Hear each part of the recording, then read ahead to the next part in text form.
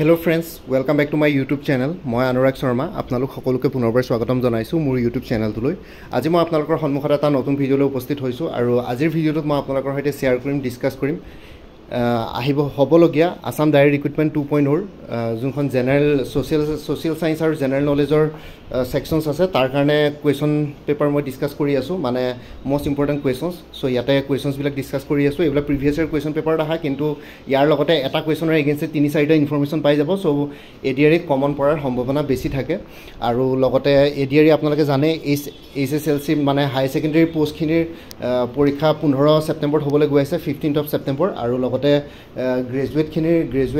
Graduate পোষ্টখিনিৰ পৰীক্ষা tentatively 29 September হ'বলৈ গৈ আছে এতিয়ালৈকে বাৰু অফিচিয়ালি জনোৱা নাই কিন্তু টেন্টেটিভ ডেট 29 সেপ্টেম্বৰ সো আহক ভিডিঅ'টো ষ্টাৰ্ট কৰি ইয়াৰ আগতে দুটা ভিডিঅ' দিলো পাৰ্ট 1 পাৰ্ট 2 এটো পাৰ্ট 3 বাকি আগৰ ভিডিঅ'কিটা এই ভিডিঅ'টোৰ ডেসক্ৰিপচনত যোনটো প্লেলিষ্টৰ লিংক দিয়া আছে আসাম ডাইৰেক্ট ৰিক্ৰুটমেন্ট 2.0 সো হেল প্লেলিষ্টত গৈ আগৰ দুটা ভিডিঅ' চাব পাৰিব আৰু এই প্লেলিষ্টখনত বহুতখিনি ভিডিঅ'ছ আছে ষ্টাডি মেটেৰিয়েলছৰ আপোনালোকে চাই ল'ব পাৰিব সো আজিৰ ভিডিঅ'টোৰ ফাৰ্ষ্ট কুৱেশ্যনটো এটো পাৰ্ট 3 হয় social studies and general knowledge most important MCQs. Which of the following is the highest peak of Karakoram range? So Karakoram range or highest peak ki hoy? So answer to hobo K2 Godwin Austen. ঠিক আছে so আগতে Godwin Austen তো ইন্ডিয়াৰ বুলি consider কৰিছিলে এতিয়া যেটো United নেশনে recognise নাই কৰা সো গডউইন অস্টিন তো এতিয়া বৰ্তমান পাকিস্তান অকুপাইড কাশ্মীৰ বুলি যোনখন ক তাতে আছে মানে কাশ্মীৰৰ যোনটো পাকিস্তান পোৰশন সো পাকিস্তানৰ অংশটোত আছে পাকিস্তান অকুপাইড কাশ্মীৰৰ পৰে K2 হাইয়েস্ট কাৰাকৰাম ৰেঞ্জৰ হাইয়েস্ট এটো হিমালয় নহয় এটো কাৰাকৰাম বুলি বেলেগ এটা মাউন্টেন ৰেঞ্জ আছে হেতু কাৰাকৰামত পৰে হাইয়েস্ট পিক হয় কাৰাকৰাম ৰেঞ্জৰ আৰু এটো ওয়াৰ্ল্ডৰ সেকেন্ড হাইয়েস্ট পিক হয় মাউন্ট এভাৰেষ্টৰ পিছত সো এটো K2 বুলি কোৱা হয় বা গডউইন অস্টিন বুলি কোৱা হয় ঠিক আছে গডউইন অস্টিন বা K2 কাৰাকৰাম ৰেঞ্জৰ হাইয়েস্ট পিক আৰু Karakoram is the second highest mountain range in the world ঠিক আছে পেন্সিল দি লিখা আছে আপোনালোকে দেখিছে Karakoram is the highest mountain peak mountain range in the world so এটো এডিশনাল ইনফৰমেশন এটা নেক্সট কোৱেশ্চন টো আহিছে আৰু ইন্ডিয়াৰ যদি হাইয়েস্ট পিক যদি এতিয়া কোন বৰ্তমান কি হ'ব সো হেতু হ'ব কাঞ্চনজঙ্ঘা ঠিক আছে কাঞ্চনজঙ্ঘা সিকিম হিমালয়ত আছে আৰু লগতে ওয়াৰ্ল্ডৰ হাইয়েস্ট পিক হয় মাউন্ট এভাৰেষ্ট নেপালত পৰে সো এটো হিমালয়ান ৰেঞ্জত আছে আৰু কি বুলি কয় কাঞ্চনজঙ্ঘাটো হিমালয়ান ৰেঞ্জতে আছে কাঞ্চনজঙ্ঘাটো ইন্ডিয়াৰ হাইয়েস্ট পিক হয় আৰু মাউন্ট এভাৰেষ্টটো গোটে পৃথিৱীৰে হাইয়েস্ট পিক হয় সো এটো মাউন্ট এভাৰেষ্টটো নেপালত অৱস্থিত নেক্সট কোৱেশ্চন টো what is the name of the currency use in Argentina so আৰ্জেন্টিনাৰ যোনটো মুদ্ৰা হয় মানে কাৰেন্সি হয় এটো কি হয় সো এনসাৰ টো পেসো ঠিক আছে পেসোটো আৰ্জেন্টিনাৰ মুদ্ৰা বা কাৰেন্সি হয় আৰু লাইৰা LIRA লাইৰাটো যোনটো হয় হেতু টাৰ্কিৰ কাৰেন্সি কয় ভাতটো থাইল্যান্ডৰ হয় ৰিয়েলটো কম্বোডিয়া নামৰ যোনখন দেশ আছে কম্বোডিয়াৰ কি বুলি কয় কাৰেন্সিটো মুদ্ৰাটো হয় ৰিয়েল নেক্সট কোৱেশ্চন টো which of the following is the world's largest hot desert so ইয়াৰ ভিতৰত পৃথিৱীৰ আটাইতকৈ গৰম মৰুভূমি কি হয় সো এনসাৰ টো হ'ব সাহাৰা ঠিক আছে সাহাৰা ডিজাৰ্ট ওয়াৰ্ল্ডৰ ভিতৰত আটাইতকৈ গৰম মৰুভূমি আৰু ওয়াৰ্ল্ডৰ আটাইতকৈ লাৰ্জেষ্ট ডিজাৰ্ট হয় বহুত কিখন দেশত স্কেটাৰ্ড হৈ আছে সাহাৰা নৰ্থ আফ্ৰিকাত পৰে আফ্ৰিকা মহাদেশৰ নৰ্থ সাইডে পৰে ওপৰৰ সাইডে সো সাহাৰা ডিজাৰ্টখন ওয়াৰ্ল্ডৰ আটাইতকৈ হটেষ্ট ডিজাৰ্ট আৰু ওয়াৰ্ল্ডৰ আটাইতকৈ লাৰ্জেষ্ট ডিজাৰ্ট আৰু থাৰ্ড ডিজাৰ্ট বুলি যোনখন আছে সেইখন ভাৰতৰ ৰাজস্থানত পৰে also known as great Indian desert so কুৱেশ্যনত কেতিয়াবা আহে গ্ৰেট ইণ্ডিয়ান ডিজাৰ্ট বুলি কাক কোৱা হয় সো এনসাৰটো হ'ব থাৰ্ড ডিজাৰ্ট আৰু থাৰ্ড ডিজাৰ্ট ক'ত আছে ইণ্ডিয়াৰ ৰাজস্থান ৰাজ্যখনত আছে আৰু আপোনালোকৰ ইয়াতে নেক্সট হল কালাহাৰী সাউথাৰ্ণ আফ্ৰিকাত আছে সো আফ্ৰিকা মহাদেশৰ আফ্ৰিকাৰ কন্টিনেন্টৰ সাউথ সাইডে কালাহাৰী ডিজাৰ্টখন আছে আৰু এৰিজোনাটো নৰ্থ আমেৰিকাত আছে নৰ্থ আমেৰিকাৰ আপোনালোকৰ ইউনাইটেড ষ্টেটছ অফ আমেৰিকা দেশখনত পৰে এৰিজোনা ডিজাৰ্টখন ঠিক আছে সো এইখিনি আছিল extra additional information next to which river is also known as yellow river so ইয়াৰ ভিতৰত য়েল্লো ৰিভাৰ হালধীয়া নদী বুলি কাক কোৱা হয়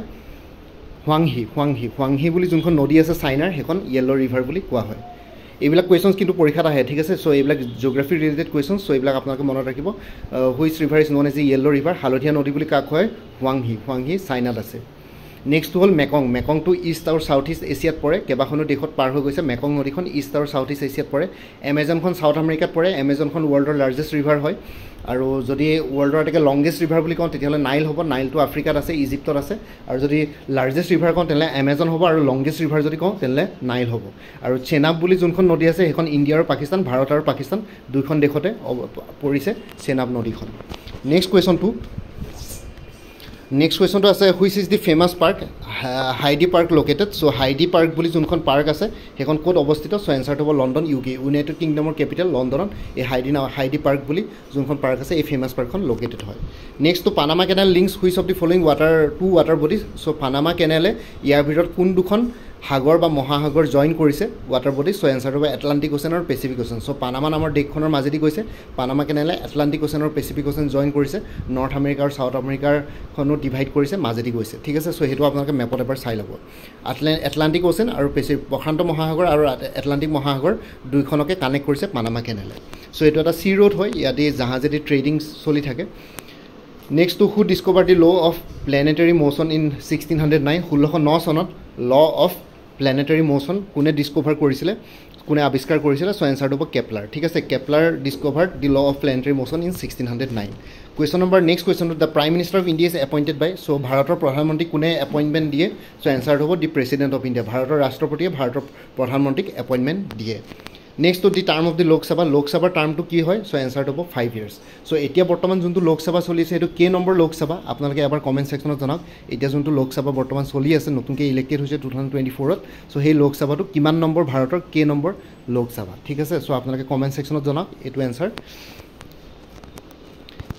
আৰু লোক সভা টাৰ্ম অফ দি লোক সভা হয় 5 বছৰ কাৰণে লোক সভাৰ টাৰ্ম থাকে সো এতিয়া এটো 5 বছৰ কাৰণে হ'ব 2029 ত আকৌ জেনাৰেল ইলেকশন হ'ব মানে লোক সভা ইলেকশন হ'ব When did the United Nations officially came into existence? তো সংযুক্ত ৰাষ্ট্ৰ United Nations Organization কেতিয়া officially existence লৈ আহিছিলে so answer হ'ব 24 October 1945 1945 চনৰ 24 October United Nations officially existence লৈ আহিছিলে establish হৈছিলে so 24 October টো সদায় প্ৰত্যেক বছৰে United Nations Organization Day হিচাপে সেলিব্ৰেট কৰা হয় 24 October is celebrated as UNO Day আৰু ইউএনৰ হেডকোৱাৰ্টাৰ কোড আছে আপোনালোকে জানে নিশ্চয় New York united states of America ইউএছএৰ আমেৰিকাৰ নিউয়ৰ্ক চহৰত ইউনাইটেড নেশ্যনছ অৰ্গেনাইজেশ্যনৰ হেডকোৱাৰ্টাৰ আছে সো ইউনাইটেড নেশ্যনছ অৰ্গেনাইজেশ্যনৰ 5খন পাৰ্মানেন্ট মেম্বাৰৰ নাম কি হয় আপোনালোকে কমেন্ট সেকশনত মোক জনাওক Which Indian king was also known as Napoleon of India so ভাৰতৰ কোনজন ৰজাক নেপোলিয়ন অফ ইণ্ডিয়া বুলি কোৱা হৈছিল নেপোলিয়ন বুলি কোৱা হৈছিল ভাৰতৰ নেপোলিয়ন বুলি কোৱা হৈছিল so answer to হ'ব সমুদ্ৰগুপ্তা ঠিক আছে Samudragupta was also known as Napoleon of India so Napoleon Bonaparte কোনখন দেশৰ ৰজা আছিল আপোনালোকে এবাৰ কমেন্ট সেকশনত জনাওক ঠিক আছে so সমুদ্ৰগুপ্তাক নেপোলিয়ন অফ ইণ্ডিয়া বুলি কোৱা হৈছিল নেক্সট কোৱেশ্চন টু হু ৰট দি বুক দেৱদাস নামৰ যোনখন কিতাপ আছিল হেখন কোনে হেখনৰ ৰাইটাৰ কোন আছিল ৰচক কোন আছিল সো আনসাৰ হ'ব শৰৎ চন্দ্ৰ চট্টোপাধ্যায় ঠিক আছে শৰৎ চন্দ্ৰ চট্টোপাধ্যায় দেৱদাস নামৰ কিতাপখন লিখিছিল আৰু দেৱদাস নামৰ এখন বলিউড মুভিও আছে শাহৰুখ খান আছিল তাতে আৰু ইয়াতে শৰৎ চন্দ্ৰ চট্টোপাধ্যায় বুলি যোনজন ৰাইটাৰ আছে লেখক হয় তেওঁ বেংগলী নভেলিষ্ট হয় ৱেষ্ট বেংগলৰ Next to all, Gandhiji took out the famous Dandi March in protest against. So Mahatma Gandhi Dandi March junto uliaisile junto Dandi March or junto initiative loisile hetu kihor protestot loisile 1930 sonot Dandi March hoisile Dandi March ba civil disobedience movement boli ami ji ko so answer to the salt law thik ase salt law nimohor khetrot junto law asile britishor 1882 salt law to pass hoisile aru Dandi March to Gandhiji salt law protest koribo karone 1930 sonot Dandi March to initiative loisile aru hetu civil disobedience movement বুলি কোৱা হয় আৰু সেই salt লটো brake কৰিব কাৰণে Dandi March গান্ধীজীয়ে টুক কৰিছিল ঠিক আছে আৰু ইয়াতে কেটামান অন্য ইনফৰমেশন আছে দি ৰলেট এক্ট পাস হৈছিল 1919 ত হেতু কাৰণে জালিয়ানৱালা বাগ মাসেকাৰো হৈছিল the Simon commission to India Simon commission ভাৰতবৰ্ষলৈ কেতিয়া আহিছিল এটো 1928 চনত 1928 আৰু কেবিনেট মিশন কেতিয়া আহিছিল 1946 ত আৰু ক্ৰিপছ মিশন ভাৰতত আহিছিল 1942 ত ক্ৰিপছ মিশন ফেল হৈছিল হেকাৰণে কেবিনেট মিশন আহিছিল কেবিনেট মিশন 1946 ত আহিছিল Next question to ahisu the Sweatling cup is associated with Sweatling boli juntu cup ase hetu kihor logot associated to answer to table tennis Sweatling cup is associated with table tennis ঠিক আছে so ekhini bostu monot rakhibo keteba ahi jay sports related question hetu Sweatling cup is associated with table tennis Who was the first Indian to swim across the English Channel so English Channel boli juntu channel ase Englandot so he English Channel to কোনজন ভাৰতীয় প্ৰথম আছিল যোনে English চেনেলটো swim কৰি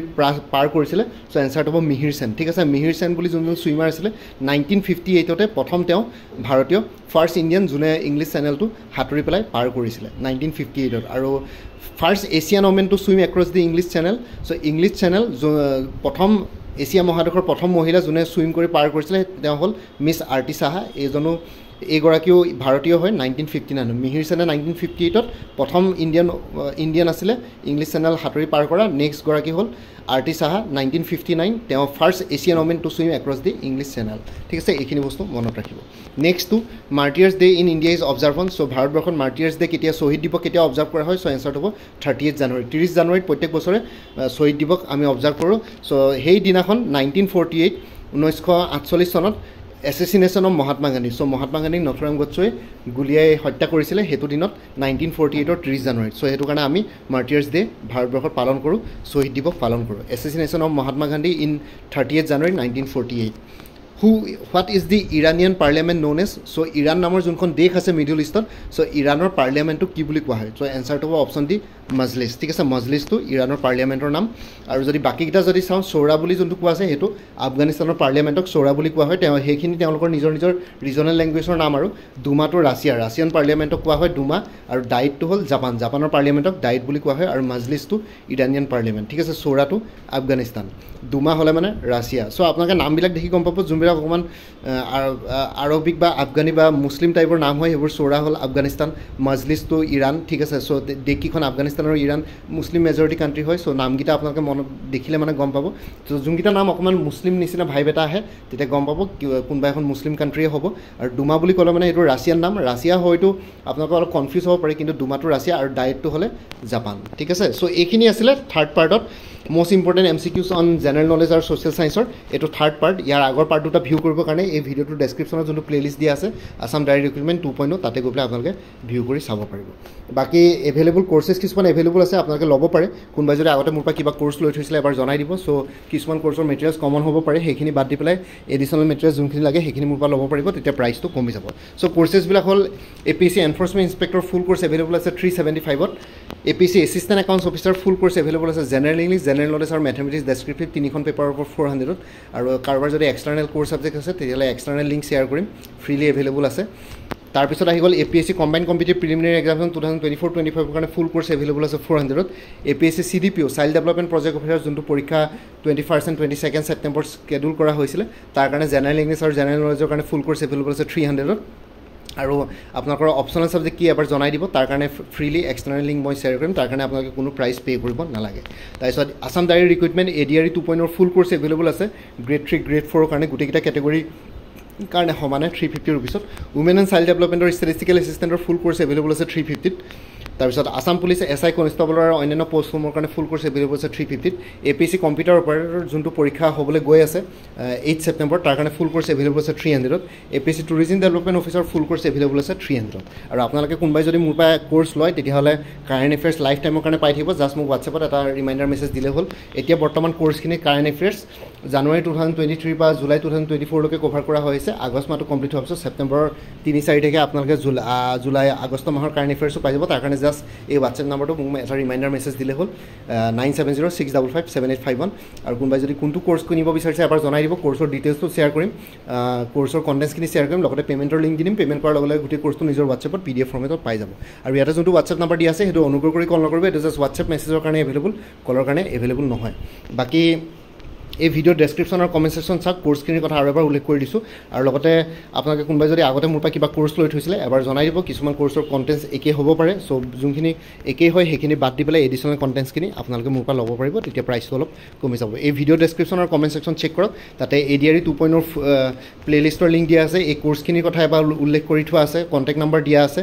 আৰু লগতে মোৰ আৰু এটা চেনেল আছে অসম IQ বুলি সেই চেনেলটোৰ লিংকটো এই ভিডিঅ'টোৰ ডেছক্ৰিপশ্যনত দিয়া আছে আপোনালোকে সেইটো চেনেলটো ছাবস্ক্ৰাইব কৰিব পাৰিব চ' ভৱিষ্যতলৈ এনেকুৱা ধৰণৰ কম্পিটিটিভ এক্সামছবিলাক দিয়াৰ ক্ষেত্ৰত আৰু এক্সট্ৰা গাইডেঞ্চ পাই যায় বাকী মোৰ ভিডিঅ'ছবোৰ চাই যদি ভাল পায় মোৰ চেনেলটো ছাবস্ক্ৰাইব কৰি ল'ব আৰু লগতে আপোনালোকৰ যিমানখিনি ফেমিলি ফ্ৰেণ্ডছ ৰিলেটিভছ আৰু চিনাকি এক্সপিৰিয়েঞ্চ আছে তেওঁলোকৰ লগত মোৰ চেনেলটো শ্বেয়াৰ কৰিব